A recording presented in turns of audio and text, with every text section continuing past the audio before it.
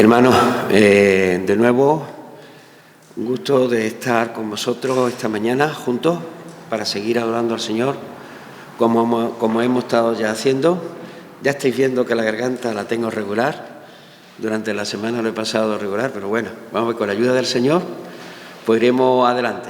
Hoy estoy mejor, de esta semana ahora mismo es el mejor día. Por lo menos puedo hablar.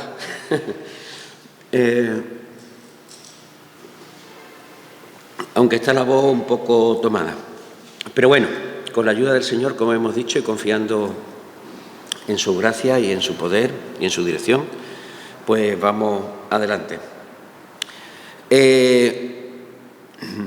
Bueno, a ver si consigo hoy ser breve, por lo menos, ¿no? Entonces, vamos a ir. Os invito a que vayamos juntos a la lectura del Salmo 2 de nuevo. Ya sabéis que lo hemos leído en una ocasión anterior. Vamos a volver a leerlo entero, aunque hoy no vamos a abordarlo entero. Solamente vamos a abordar unos versículos. Ahora os indicaré los versículos que vamos a abordar. Bueno, vamos a leerlo entero. No está de más volver a leerlo. ¿Por qué se sublevan las naciones y los pueblos traman cosas vanas? Se levantan los reyes de la tierra y los gobernantes traman unidos contra el Señor y contra su ungido, diciendo: rompamos sus cadenas y echemos de nosotros sus cuerdas. El que se sienta como rey en los cielos se ríe, el Señor se burla de ellos. Luego les salvará en su ira y en su furor los aterrará, diciendo: pero yo mismo he consagrado a mi rey sobre Sión, mi santo monte. Ciertamente anunciaré el decreto de Jehová, que me dijo: mi hijo eres tú, yo te he engendrado hoy. Pídeme y te daré las naciones como herencia tuya, y como posesión tuya los confines de la tierra. Tú los quebrantarás con vara de hierro, los desmenuzarás como vaso de alfarero. Ahora pues, oh reyes, mostrad discernimiento, recibid amonestación, oh jueces de la tierra. Adorad a Jehová con reverencia y alegraos con temblor. Honrad al Hijo para que no se enoje y perezcáis en el camino, pues puede inflamarse de repente su ira. Cuán bienaventurados son todos los que en Él se refugian. Hasta aquí la palabra del Señor. Y hermanos, gracias por vuestras oraciones, para que el Señor nos guíe en esta mañana. Y nuevamente necesito volver a ponernos, hemos orado ya, pero de nuevo vamos brevemente a pedir al Señor que nos guíe. Gracias, Señor, por tu palabra, gracias por lo que nos revela a través de ella, gracias por este salmo, gracias por tus bondades y tus bendiciones, por tu obra, por tu propósito en el universo eterno, en tu propósito eterno, y gracias porque a través de Jesús nos has hecho participar en la salvación que solamente viene en Él.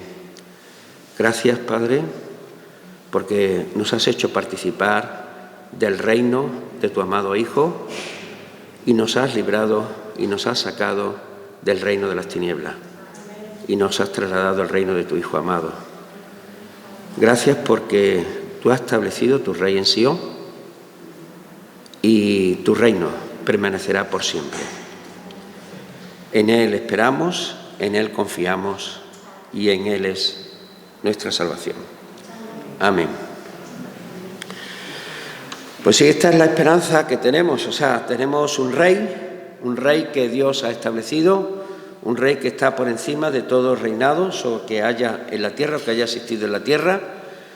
Y no está de más que volvamos a considerar que Dios tiene un reino y tiene un rey, y que este rey ya ha sido establecido, ha sido proclamado, está sentado, que es el Señor Jesús, y nosotros estamos esperando la manifestación gloriosa de su reino, estamos esperando la venida de nuestro rey, donde ya seremos librados de toda aflicción, de toda muerte. Ya hemos sido librados por la fe en Jesús de toda condenación.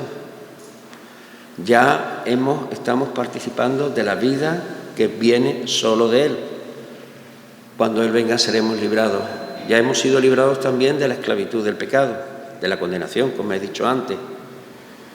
Y cuando venga Él eliminará el último enemigo, que es la muerte, porque conforme Él venga seremos transformados, seremos resucitados y seremos transformados conforme a la imagen de su gloria. Y estaremos por siempre participando en la vida eterna, en su reino. Y teniendo esta esperanza, este futuro, y esto es cierto, o sea, el reino de Dios es cierto. Las naciones, los pueblos, podrán hacer todo lo que consideren hacer en contra del reino de Dios y el reino de su amado Hijo, pero nada tienen que hacer. Bueno, es lo que en este salmo estamos leyendo, en el versículo 4, ¿no? El que se sienta como rey en los cielos se ríe ante las acciones de los pueblos y de las naciones. Y el mismo Señor, bueno, podéis hacer lo que queráis, pero yo he consagrado a mi rey sobre Sión, mi santo monte. Entonces, este es el reino que perdurará. Y en estos tiempos que corren, pues reflexionar sobre el reino de Dios, el reino de Cristo, pues no está de más, sobre todo porque estamos en esta perspectiva del reino. Y sobre todo porque intuimos que de alguna forma, pues el Señor está cerca. Y bueno, y aunque quedan acontecimientos que manifestarse a nivel mundial, pero también es cierto que los creyentes tenemos que estar seguros en esta perspectiva del reino, para no ser llevados por viento de doctrina y tampoco ser afligidos por las situaciones que en el futuro tengamos que enfrentar. Que no perdamos de vista que Dios tiene su rey establecido y que las naciones y los gobiernos podrán hacer muchas cosas, pero este reino no permanecerá por siempre. Bueno, el Salmo 2 ya hemos visto que está relacionado con... Ya estuvimos viendo que está centrado en la persona de Jesús. Es un salmo mesiánico y es un salmo profético y tiene su aplicación directa en la persona de Jesús. Aunque en un principio puede aplicarse al rey David, sin embargo, se aplica total e íntegramente en el Señor Jesús. Ya estuvimos viendo que los apóstoles así lo interpretaron. Aplicaron el Salmo 2 expresamente a la persona de Jesús en varias situaciones. La Iglesia primitiva lo entendió así. Este Salmo está hablando de Jesús, de su obra, de la obra completa que Él hizo. Y precisamente en este Salmo están todas las partes de la obra de Jesús. Hoy, esta mañana, solamente vamos a considerar los 3 primeros versículos. Vaya a tener suerte de que tenga la voz así. Entonces no puedo hablar mucho. Entonces he acortado. Porque tampoco las fuerzas me dan para más. Entonces, los 3 primeros versículos, ¿vale? Que los 3 primeros versículos ya tienen bastantes cosas. Entonces, el tema de esta mañana es el rechazo y muerte del rey ungido. Los 3 primeros versículos hablan de esto, del rechazo y muerte del rey ungido. Y como he dicho antes, es un salmo profético, un salmo mesiánico. Tiene su aplicación perfecta en la persona de Jesús de Nazaret, el Hijo del Hombre, el Hijo de Dios, el Mesías, el ungido de Jehová, el Rey de Israel. Y fijaros los 3 primeros versículos, dice: ¿por qué se sublevan las naciones y los pueblos traman cosas vanas? Se levantan los reyes de la tierra y los gobernantes traman unidos contra el Señor y contra su ungido, diciendo: rompamos sus cadenas y echemos de nosotros sus cuerdas. Bueno, los apóstoles estos 3 versículos íntegramente lo aplican a Jesús. Y vamos a ver en qué momento aplican estos 3 versículos a la persona de Jesús, directamente. Lo abordan, no solamente los apóstoles, sino la comunidad primitiva, la comunidad de cristianos en la ciudad de Jerusalén. Ya lo estuvimos viendo, pero hoy lo vamos a ver con más detenimiento. Nos vamos directamente a capítulo 4 de Hechos.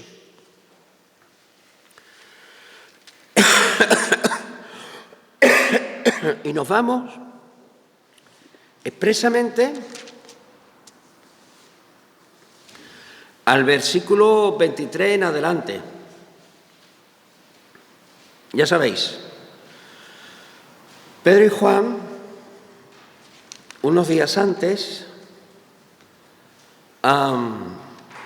por la mano de Jesús de Nazaret resucitado y por la fe en él, Dios hace una obra milagrosa. Hay un cojo de nacimiento que se pone todos los días en el templo de Jerusalén, concretamente en la puerta que se llamaba La Hermosa, y todos los días lo ponían allí para pedir limosna. Entonces pasan Pedro y Juan. Bueno, y Dios hace un milagro. El cojo es cojo de nacimiento, o sea, no podía moverse, tenía que ser trasladado. Dios hace un milagro, se refuerza, como dice el texto, se refuerzan sus tobillos y sus pies, y se levanta y se pone a caminar y pegar saltos y alabar a Dios. El pueblo inmediatamente se reúne. Pedro y Juan son encarcelados y son presentados delante del concilio de Sanedrines, de escribas y fariseos y de los sacerdotes. Y se les prohíbe que hablen del nombre de Jesús, porque una y otra vez ellos hablan de que ellos han matado a Jesús. Bueno, les conmina a que no hablen.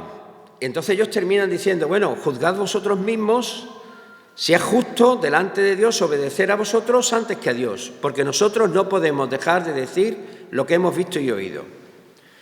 Y ellos, después de amenazarlo otra vez, les dejaron ir por causa del pueblo, porque todos glorificaban a Dios por lo que había acontecido. Porque el hombre en quien se había realizado este milagro de sanidad tenía más de 40 años. O sea, 40 años imposibilitado, sin poder moverse. Y Dios, por la fe en Jesús, hace esta obra.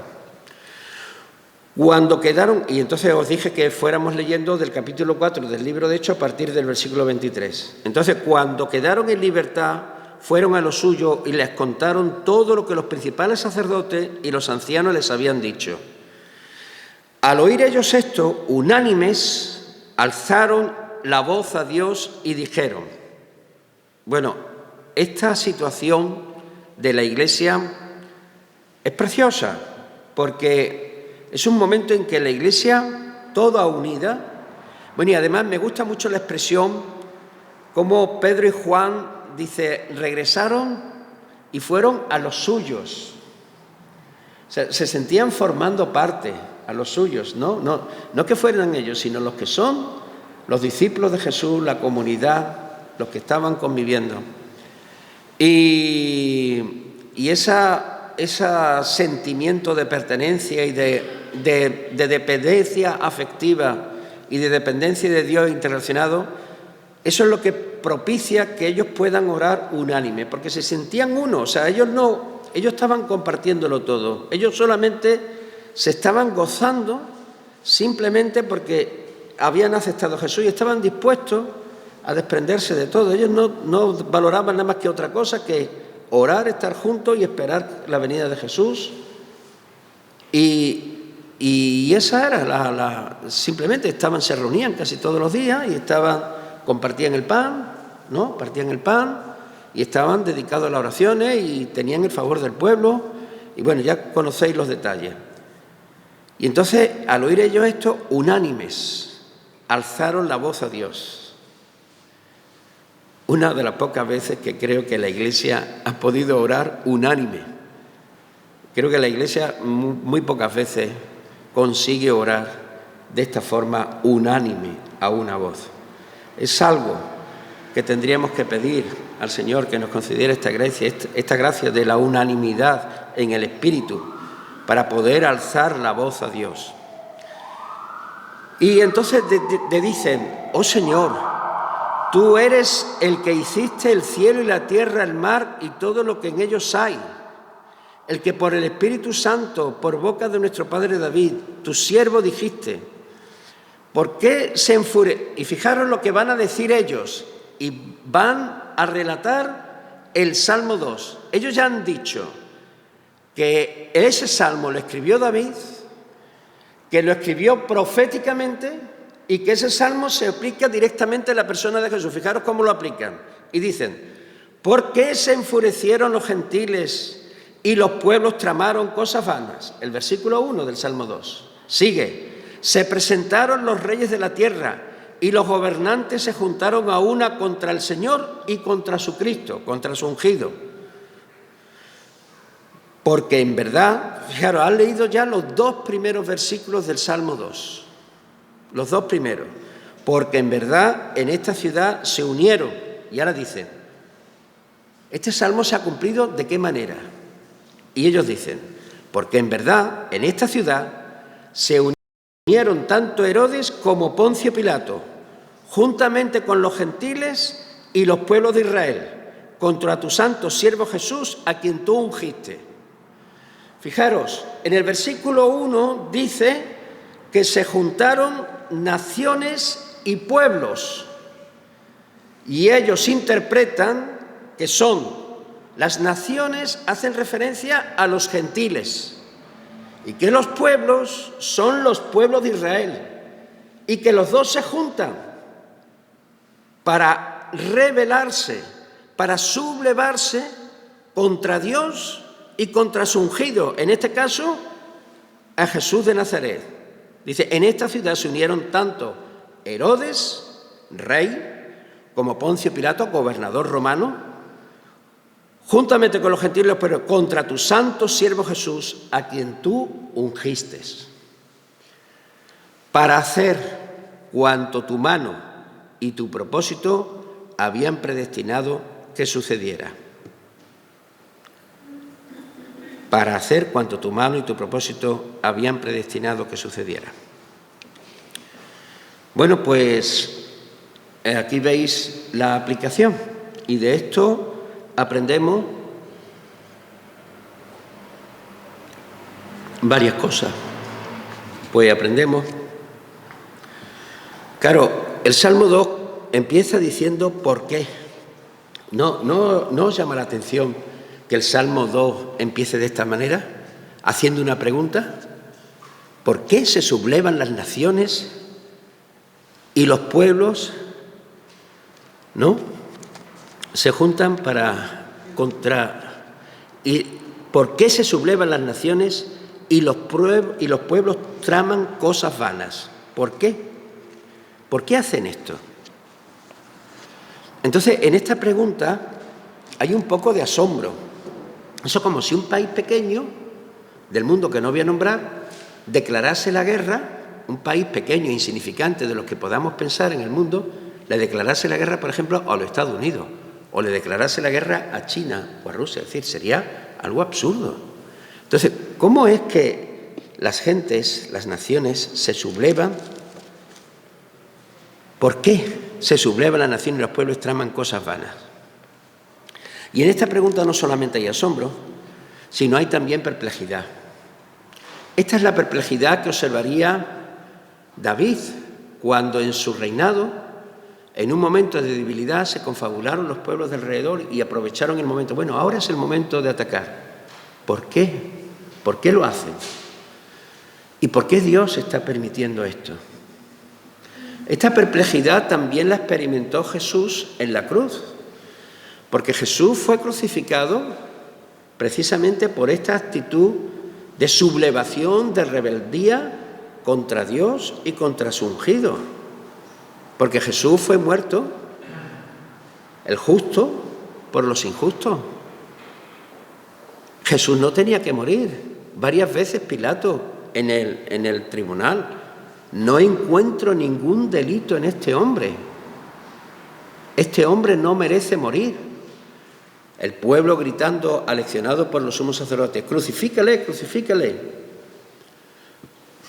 Jesús muere injustamente. Jesús en la cruz llega a decir, ¿por qué? La misma pregunta. ¿Por qué me has desamparado? ¿Por qué Dios permite que ocurra esto? ¿Qué ocurrió contra David? ¿Qué ocurrió contra Jesús?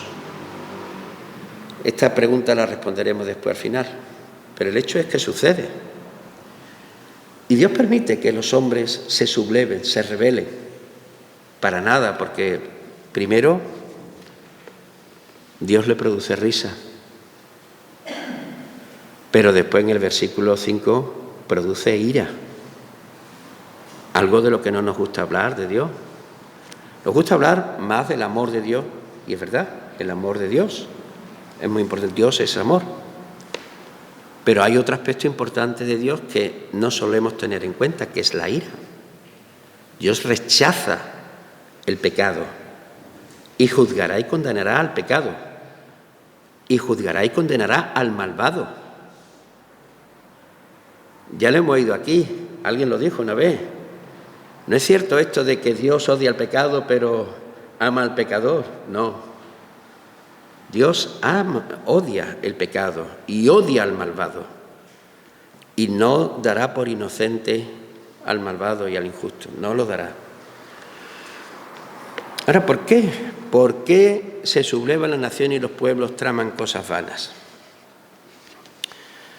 Pues esto es así, porque es algo incomprensible, es algo que no se puede entender. Y las naciones y los pueblos en realidad manifiestan oposición a Dios. Y esto va en el tuétano de la naturaleza humana.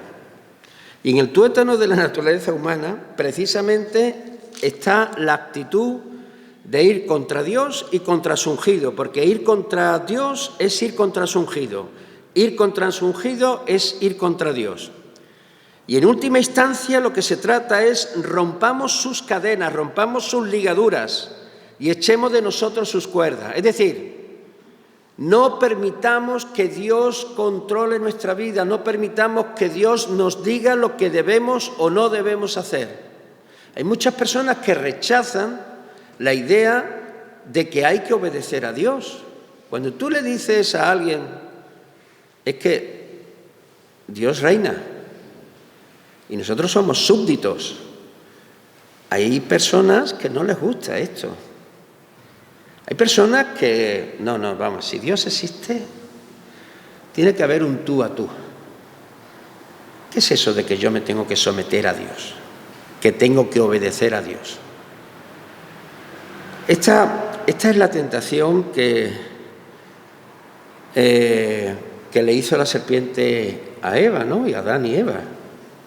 Con que Dios os ha prohibido comer de todos los árboles del huerto. Una cosa que era mentira. Pero dice, con que Dios os ha prohibido. Es decir, siempre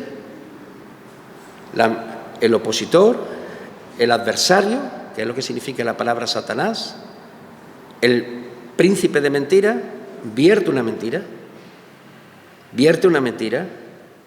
Dios no es digno de confianza. Dios no es tan bueno. Porque te está dando un mandato que te limita. Y precisamente la Biblia lo que enseña es que cuando Dios da un mandato al hombre es para orientar su vida, para que el hombre alcance la plenitud de su ser. Porque el hombre fue creado a imagen y semejanza de Dios y por lo tanto entrar en relación con Dios y por lo tanto entrar en obediencia a Dios. Y tenemos el hombre por excelencia, que no se nos debe de olvidar, el hombre por excelencia que es Jesús, el Hijo del Hombre. Acordaros cómo vivió Jesús toda su vida, en total obediencia al Padre. Yo no hablo nada más que lo que me dice mi Padre que hable. Yo no hago nada más que las obras que mi Padre me ha encargado que haga. Yo todo lo que hago lo hago porque a mi Padre le agrada. Entonces Jesús interviene y actúa en su ministerio cuando el Padre le dice que debe de empezar. Cuando el Padre le señala en el bautismo y va directamente y sabe que su destino es la cruz y va obediente hasta la muerte y muerte de cruz. Toda la vida de Jesús está regida por una sola palabra. Tus mandamientos son mi deleite. Mi vida, mi voluntad es hacer la voluntad de mi Padre. ¿Quiénes son mis hermanos y mi madre? Los que hacen la voluntad de mi Padre. Toda la vida de Jesús fue orientada así, a hacer la voluntad del Padre, en todo, hasta en los más pequeños detalles. En todo, sin cuestionar. Es totalmente la actitud contraria a todos nosotros. La actitud contraria de todos los seres humanos. Que todos los seres humanos, en Adán, y después de Adán, descendientes de Adán, hemos dicho a Dios, no. Tus mandamientos, quédatelo para ti. A mí no me molestes. Yo quiero ser libre. Yo quiero ser feliz. Por encima de todo feliz. Y quiero hacer lo que me plazca. Y quiero dejarme llevar por mis deseos. Y no voy a permitir que nadie coarte mi libertad, ni siquiera Dios. El drama del ser humano es que precisamente cuando toma esta actitud de sublevación contra Dios, queda atrapado y queda esclavo de sí mismo. Ha quitado a Dios de su vida, el centro que le permite encontrar la plenitud y el equilibrio y la vida, y se pone él mismo. Su yo aparece como el centro total de su vida y por eso trae destrucción y muerte, porque el hombre queda esclavo de sus pasiones, prioriza sus intereses por encima de otro ser humano, aparece el asesinato, el odio, la muerte, la mentira, la maledicencia, etc. Todo lo que ya conocemos y experimentamos, desgraciadamente, en la vida. Y esta es la sublevación. Esta es la sublevación en la cual hemos participado todos los seres humanos. ¿Por qué se sublevan las naciones y los pueblos traman cosas vanas? Y en el caso de Jesús, pues llegó hasta el extremo de sublevarse el rey Herodes, que representaba a los gentiles. Bueno, no, al rey Herodes, que representaba al pueblo de Israel, a los pueblos de Israel, y a Poncio Pilato, el gobernador, que representaba a los gentiles. Es curioso, desde ese día que se intercambian a Jesús y se lo van llevando uno a otro como, bueno, no es mi jurisdicción, venga, te lo paso, Poncio Pilato. No, es Galileo. Entonces Herodes está aquí, lo voy a pasar a Herodes. A ver si me libro de la papeleta. Y Herodes encuentra algo. Y Herodes lo recibe y Jesús se queda callado. Y Jesús no hace lo que espera Herodes. Se burla de él, le viste con una vestimenta y lo devuelve a Poncio Pilato. Pero es que estaban enemistados los dos. Pero es que desde ese día se hacen amigos inseparables. Desde ese día se unen para ir en contra de Jesús. Bueno, es significativo, ya que estamos en Hechos 4, como os he dicho antes, si vais al capítulo 3 del libro de los Hechos, veréis que el propio Pedro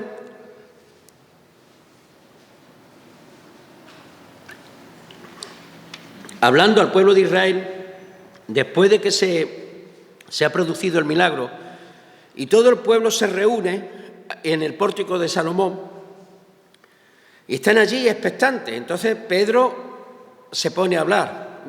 Estoy yendo al capítulo 3, el versículo 12. Al ver esto, Pedro dijo al pueblo: varones israelitas, ¿por qué os maravilláis de esto? ¿Por qué nos miráis así, como si por nuestro propio poder o piedad le hubiéramos hecho andar? El Dios de Abraham, de Isaac y de Jacob, el Dios de nuestros padres, ha glorificado a su siervo Jesús. Y fijaros lo que dice: a que vosotros entregasteis y repudiasteis en presencia de Pilato, cuando éste había resuelto ponerle en libertad. Hace al pueblo responsable del asesinato de Jesús en la cruz. Mas vosotros repudiasteis al santo y justo Jesús no tenía ningún tipo de pecado. Jesús era el ser más perfecto que haya podido pisar esta tierra. El hombre más bueno, perfecto. Y bueno no significa que era debilucho. Era firme, pero sabía lo que estaba toda la vida entregando a hacer el bien. Pedro, en otro momento, resumiendo la vida de Jesús, dice que estuvo haciendo el bien a todos. Y Jesús estuvo andando así. Fue una persona humilde, una persona totalmente entregada y el servicio, y entregada a proclamar el reino de Dios y traer la salvación de Dios precisamente a todos aquellos que estaban afligidos por el pecado, por las enfermedades y sobre todo por la separación que todos los hombres experimentamos de Dios. La necesidad que todos los hombres tenemos de estar reconciliados con Dios, de ser limpiados de nuestras maldades, de traer a nuestro corazón arrepentimiento y fe, traer a nuestras vidas el llamamiento de Dios que clama a cada uno de nosotros diciendo: ven, ven, vuélvete a mí, no sigas persistiendo en tu obstinación, en tu rebeldía, vuélvete, yo te recibiré y te perdonaré y te limpiaré. He entregado el Cordero que tengo preparado desde antes de la fundación del mundo para limpiarte, para perdonarte, para recibirte como mi propio Hijo. Y eso Dios lo está haciendo en la persona de Jesús. Mas vosotros repudiasteis al santo y justo y pedisteis que se concediera un asesino. Así somos los seres humanos. Así somos. Preferimos un asesino antes que el justo. Y disteis, fijaros lo que dice, y disteis muerte al autor de la vida, al que Dios resucitó de entre los muertos, de lo cual nosotros somos testigos. Claro, Dios permitió que su Hijo fuese llevado a la cruz. Dios permitió que las naciones y los pueblos se rebelaran y se sublevaran y llevaran a su ungido a la cruz y lo mataran injustamente, cometiendo un asesinato. Y lo permitió. Pero ellos no sabían que Dios estaba cumpliendo un propósito que tenía establecido desde antes de la fundación del mundo. Un propósito de salvación para su pueblo. Y le pondrás por nombre Jesús, porque Él salvará a su pueblo de sus pecados. Dice: y disteis muerte al autor de la vida, al que Dios resucitó de entre los muertos, de lo cual nosotros somos testigos. Ahora, Dios no permitió que su Hijo permaneciese, como Dios había prometido también, a través de otro salmo de David, el Salmo 16. No permitirás que tu santo vea corrupción, que esté en el Hades.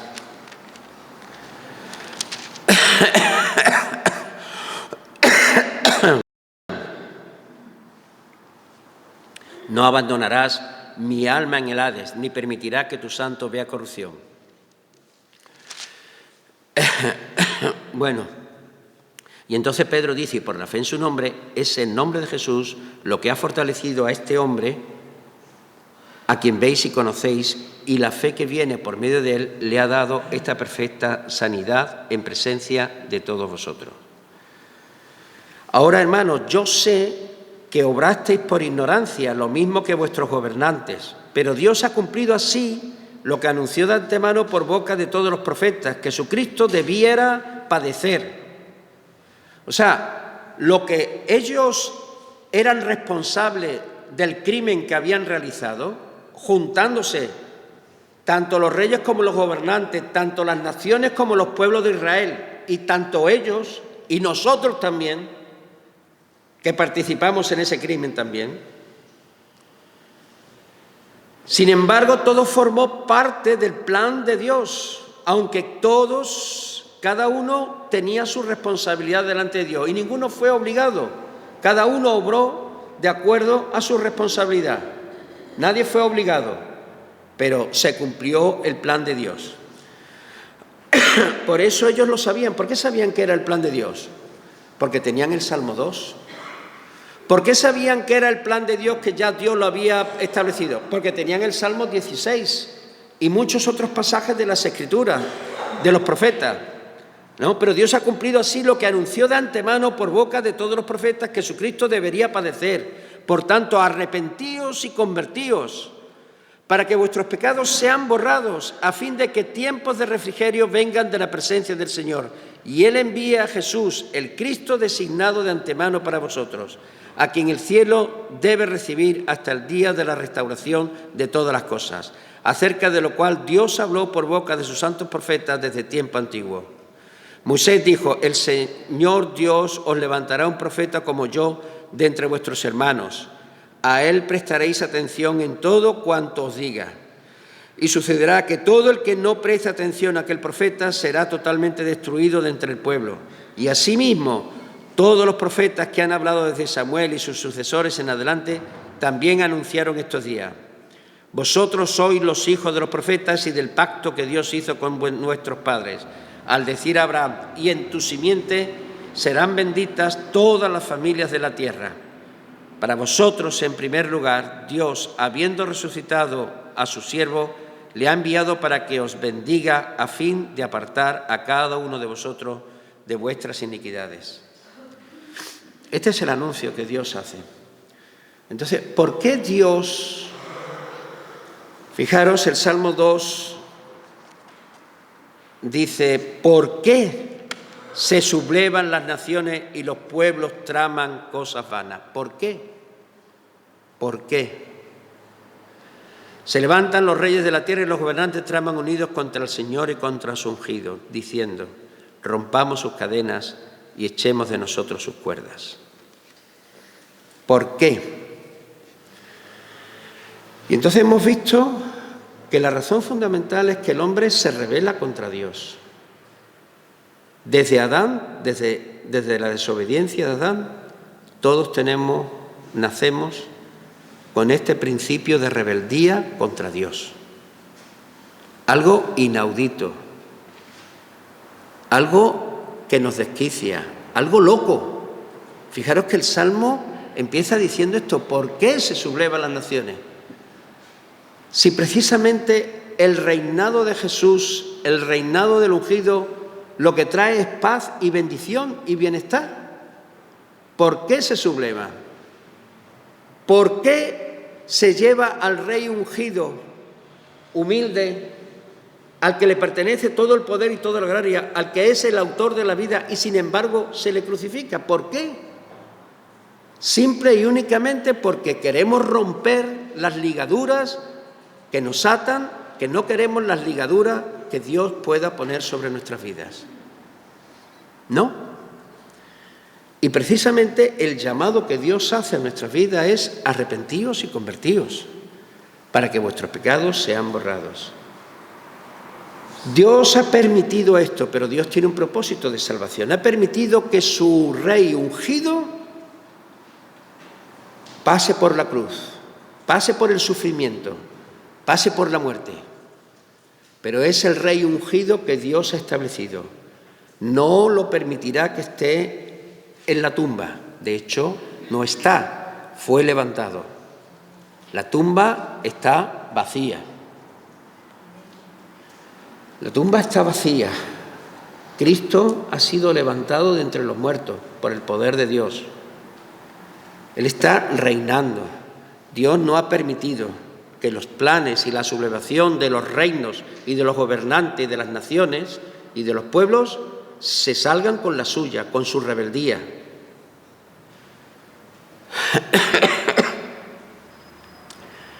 Y eso lo ha utilizado Dios para traer salvación a todos aquellos que con arrepentimiento y fe aceptan el reinado de Cristo. Dios precisamente a través de Cristo. Entonces, ¿por qué Dios permitió? Pues lo permitió para traer salvación a tu vida y a la mía, para liberarnos de este principio de rebeldía que tenemos todos nosotros, que a lo mejor nos cuesta trabajo reconocer, que es que nos oponemos a Dios en todo, en pensamiento, en deseo, en acto. Cada vez que nos dejamos llevar por la tentación o por algún deseo, estamos poniendo eso por encima del amor de Dios. Es así de simple. Sucede precisamente. Esa es la sublevación, sucede. Claro que sucede.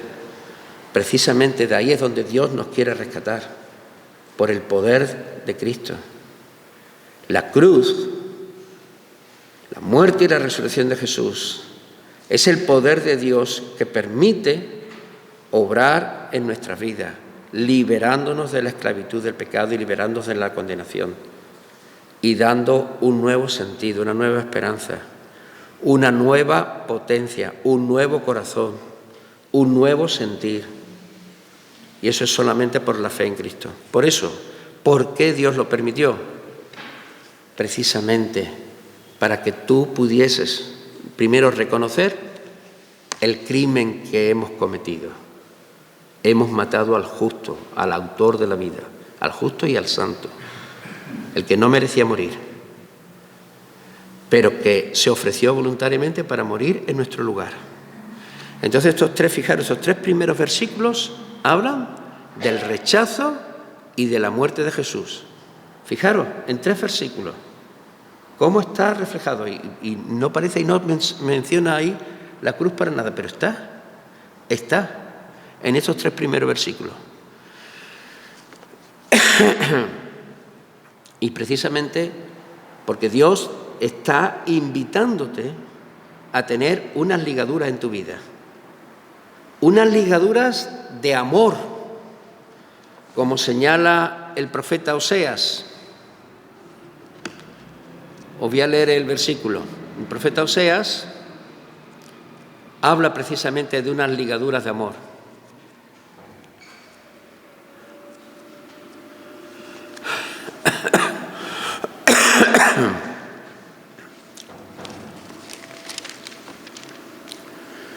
Dice: con cuerdas humanas los conduje, con lazos de amor, y fui para ellos como quien alza el yugo de sobre sus quijadas. Me incliné y les di de comer. Esto es lo que Dios quiere hacer. Quiere quitarte el yugo que te está esclavizando, el yugo de la muerte, el yugo de la esclavitud del pecado, el yugo que te lleva a la destrucción, el yugo de Satanás. Ese es el yugo que Dios, que te está oprimiendo y te ha metido en una vorágine de mentira, una vorágine que te hace, que te tiene cegado y no te deja ver la realidad de la verdad de Dios, de la bondad de Dios. Y el diablo te ha engañado, te ha hecho creer que Dios no es confiable.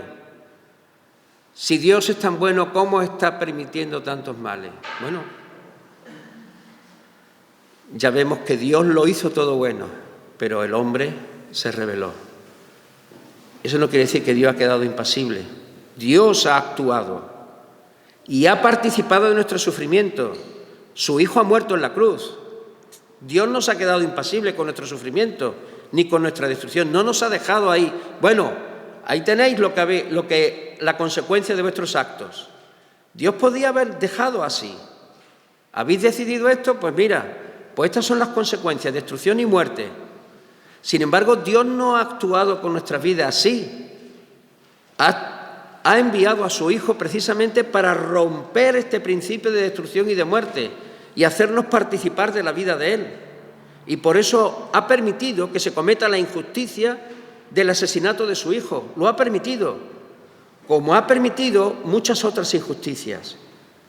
Pero no significa que Dios está impasible, que Dios no está obrando, que Dios no es el poderoso para salvar. No, precisamente ha mostrado su poder en la resurrección de Jesús, dando esperanza. Y precisamente ese poder mostrado en la resurrección de Jesús es lo que trae esperanza para nosotros. Y por eso Dios está llamando con lazos de amor la vida, la liberación del yugo de esclavitud que te tiene atrapado, del pecado y de la muerte y de Satanás. Dios quiere romperlo para atraerte con lazos de amor, como señala el profeta Oseas en el capítulo 11, versículo 4. Por eso el Señor, en su llamado, hace este siguiente llamado. Y ya con esto terminamos. Un llamado que vosotros conocéis. Un llamado donde precisamente Él habla de yugo.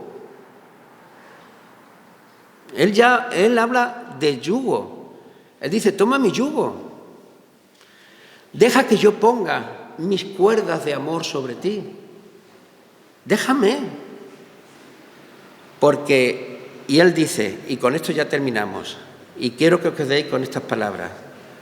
Venid a mí todos los que estáis cansados y cargados, y yo os haré descansar. Tomad mi yugo sobre vosotros. No te rebeles, no te subleves, no intentes romper las ligaduras de Dios y de su ungido. No, eso te lleva a la destrucción y la muerte. No, tomad mi yugo sobre vosotros y aprended de mí, que soy manso y humilde de corazón, y hallaréis descanso para vuestras almas. Porque mi yugo es fácil y mi carga ligera.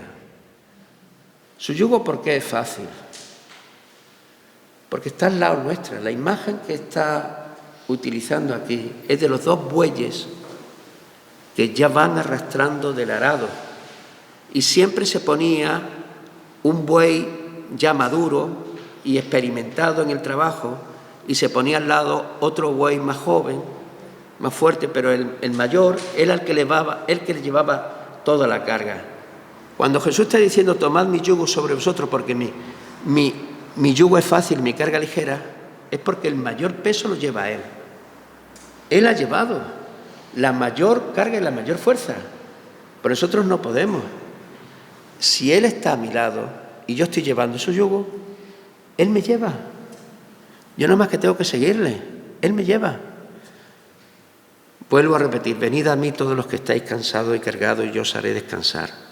Tomad mi yugo sobre vosotros y aprended de mí, que soy manso y humilde de corazón, y hallaréis descanso para vuestras almas, porque mi yugo es fácil y mi carga ligera.